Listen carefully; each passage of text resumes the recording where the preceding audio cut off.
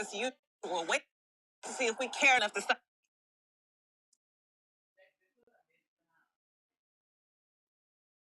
sourcing conflict minerals in the Congo. Black kids still getting expelled for their locks over here. Lawmakers literally. Hey y'all, what's up? It's Friday. But this one could not possibly be brief. I'm sorry. Now, I really wish I was coming back to y'all under better. Shout out to all of my pretty bitches. Jesus, I'm so sorry, y'all. Don't stop, Joyce. We can cut it out. Hey y'all, what's up? It's Friday, so I'm gonna keep it black, but this one could not possibly be brief. I'm sorry. Now, I really wish I was coming back to y'all under better circumstances, but here we are, 4 months into bombs raining on Gaza. Companies and countries conducting business as usual, waiting to see if we care enough to stop sourcing conflict minerals in the Congo. Black kids still getting expelled for their locks over here. Lawmakers literally overriding and vetoing gender-affirming care, and it's an election year.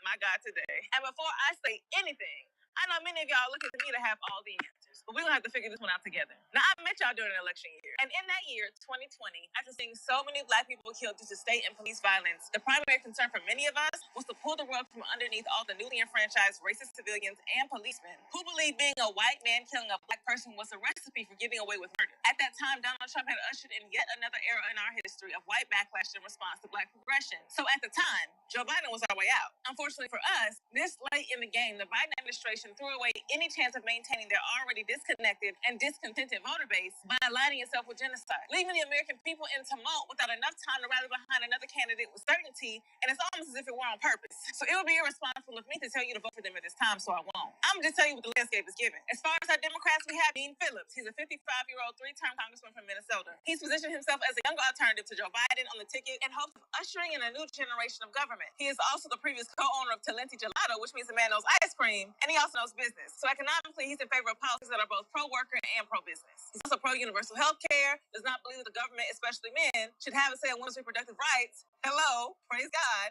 Since. However, he's lost the New Hampshire primaries. So if you're interested in my boy, do some research and give him some love in your city. Next up, Marianne Williamson. Y'all seen Coach Carter? Akilah and the Bee? She the one who wrote Our Deepest Fears, not that we are inadequate, but our deepest fears that we're powerful beyond measure. She is also for universal health care with an emphasis on preventative care and anti-competitive pricing. Stands with the girls on reproductive justice, women's rights, and making climate change correction a top priority. Thank God. Shorty is also into alleviating poverty, creating jobs, and increasing overall prosperity, but she also back in 2020, and you should be reminded that she is not a politician by trade, which could maybe be a good thing, but she also has 3 unsuccessful campaigns under her belt. On the other side of the aisle, who cares? Donald Trump going to jail, but he's also going on the ballot. Ron DeSantis dropped out, but who knows if he's going to pop back on the ballot as a running mate. What you do need to know is that regardless of whoever is going to be on the ticket, the Republican Party has been planning Project 2025 since 2022. Project 2025 is formerly known as a Presidential Transition Project. This is a plan for conservatives to take over what they call the deep state so they can push our government into practicing a unitary executive theory of government, which means instead of checks and balances, the president would have absolute power. Y'all, they got a book and they call it a mandate. They have a 180-day playbook starting January 1st of 2025 in each federal agency. This is why you hear people saying you may never get to vote again. Not just because Donald Trump said he was going to be a dictator from day one. They got a training program, y'all. It's all on Google and it's not a secret. Seems to me like it should be illegal, but the right and the left keep showing us that shit that should be considered illegal is getting done in broad daylight every day. And this isn't me trying to fearmonger you into voting for the Democratic Party. This is me letting you know that these motherfuckers are prepared, making sure that you are informed that January 6th was just practice. They are openly planning a coup from the inside. Over 90 organizations support this, including ALEC, not surprised, the Frederick Douglass Foundation.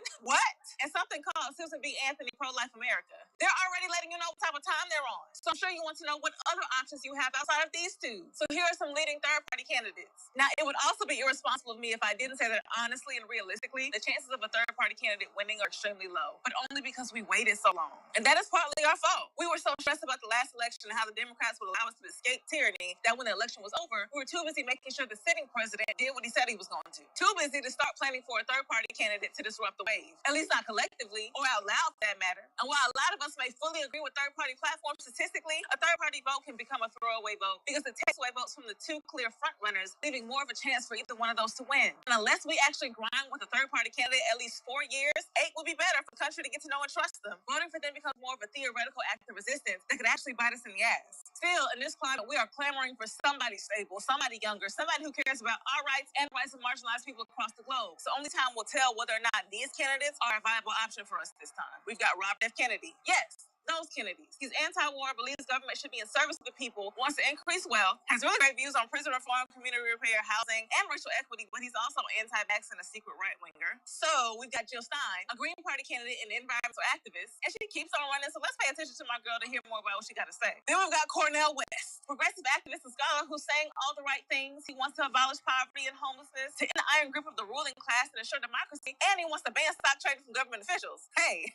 the word is he can also be a little bit zealous, so we got to keep an eye on him as well. All of this is to say, we as a people have to start moving different if we want different results. At the close of last year, we saw the world upended in a way that it never has been before. This election is important, sure, but we are split as a country in more ways than one, and we can't keep allowing a two-party system to put us in like this one. There are a few ways we can do that. Boycotting, divestment, striking, but only in concerted, unified, and organized efforts. Look at Starbucks. One demand for their union to pull a tweet in support of Palestine cost them $11 billion in market value, not in profits. And just last week, NASDAQ projected double-digit growth for Starbucks in Q1 because the boycott doesn't seem to be widespread enough. Where's Bayard Rustin when you need him? The civil rights era really needs to be studied for far more than good stories and good men. Hello? They were successful because the people involved had converged interests based on race, class, geographical area, and a common oppressor. And they were also primarily the ones using the bus system, meaning that they were the ones that were keeping the lights on. Now, there are a lot of issues that we can converge on right now. So my question to you is, what lights do we as a people keep on together, and how can we turn them off? Allyship is being called into question here, and exactly how many people care enough to become politically involved? Because regardless of who's in the office next, they can't do anything without our ignorance. So how do we become informed? And how do we engage in a way that doesn't put our bodies on the line? They don't show us time and time again they don't care nothing about our protests. They will think twice, maybe 3 times about them ducats. That's it, and that's all. Hey, y'all, what's up? It's Friday. So that is the recording, and I swear this girl, this young lady, Lene Vani, I don't know if I pronounced her name correctly. She breaks it down in such a way that is so simple. She have a lot of good points. Like, what are you gonna do? Like, without putting yourself in harm. So I want to leave it up to the room to tell me what do you guys think about it? Did you gain some information that could help even with a discussion, or as far as what's the next step for you? And I'll go on mute and I'll let anyone take it from there. Yeah, for me, I'm voting Cornel West.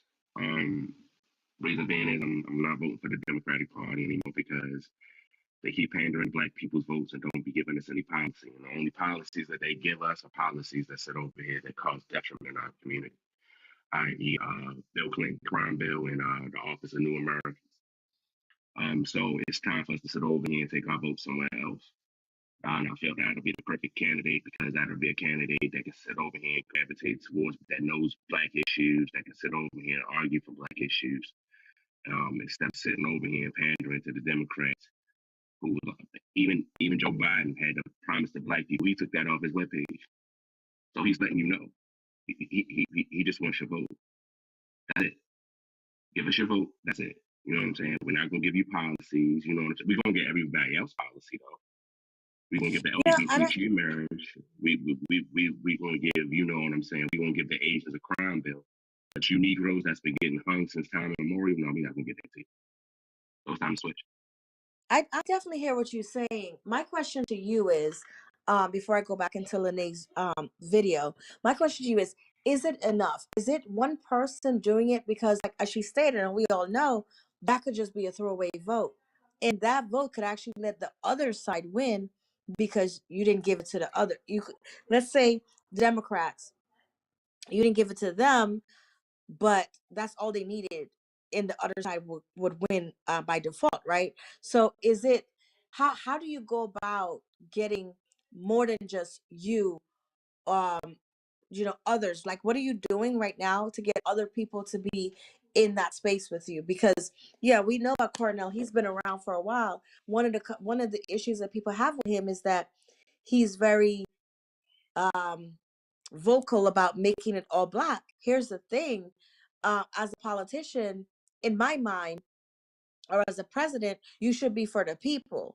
Even though black people have more issues, you can't run and say, I'm just going to take care of black, because it's not enough black people to vote for you. You need the other people too. So the focus should really be on the people of the country, but to maintain or to make sure that the marginalized people are also taken care of and protected, especially black people, right? And I'm going to be specific because I don't want them to be any concern. Black people, confusion, Black people to be able to do certain things or have certain things. So I think it's great that you said, hey, this is what you're going to do. But I wonder if you know or have acknowledged that it's going to take more than you. And because that's the case, how is there something that you're doing to help this? Because I did say Adams, the way she rallied everybody to vote and change the election, we need somebody to do that again if we want to change. They're saying it's too late in the game, or at least that's her Lene's opinion. But is it too late in the game? So Omega, is it just you going out there and voting, or how you working out to get more people to be doing what you're doing? I'm actually campaigning for him. So I'm sitting out here. I'm doing activist work, trying to get polls, trying to get so we can be national and certain things like that. Um, and yes, it is a small. It isn't as broad, but you know what I'm saying. When we look at the two main factions, this is the most viable vote that I feel. You know what I'm saying is for me. And for everybody else, and that will be more beneficial to Black folks. You know what I'm saying? And we as Black people, we got to stop getting into this. We got to stop being equal. We got to start focusing on ourselves. Because when those people are in office, they focus on themselves, and they put people in office that focus on themselves. That's And so definitely yes, understood. That's definitely it's understood. Yeah, go ahead. so it's time for us to sit over here and start doing the same thing. We got to start focusing on ourselves, and we need candidates that can sit over here and that can do that. So I mean, I don't, unless you're voting for Trump, which personally I'm not trying to go down that road. But I mean, this is the only and I don't think he's sitting over here just voting, just pandering to Black folks. He had I forgot a Muslim association that sat over here that just gave an astronomical amount of money to him. Okay. He's against the war in Palestine. I mean, in Palestine, you know what I'm saying? He's for Yeah. the No, for the I get what you're saying. And I don't disagree, right? I don't disagree. I definitely think there should be a different candidate other than the two that we have. I think it's also important for us to educate each other about on that. I don't think a lot of people, even our voters, are even familiar with the other candidates, which is why I wanted to play that particular piece.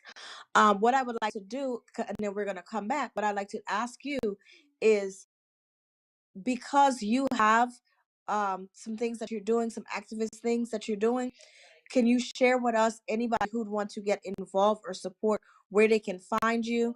And we can have this out there so you can help maybe educate them, or whatever it is that would be needed. But it would be good to put that information out if you have a way for them to reach you.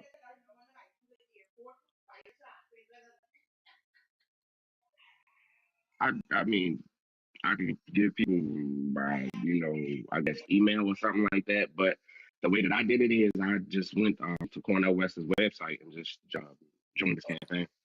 And he needs people because, like I said, he's trying to get national polls, and that's one of the things that's really staggering him right now is he's not national as far as polling. Okay. Okay. So one of the things that Omega is saying is hop on his website, join the campaign, or at least do the research. Omega, I really thank you for that. And we're gonna ask some more folks in here, what their thoughts are. Have they ever heard of any of the other candidates? But Omega, I want to thank you for that today.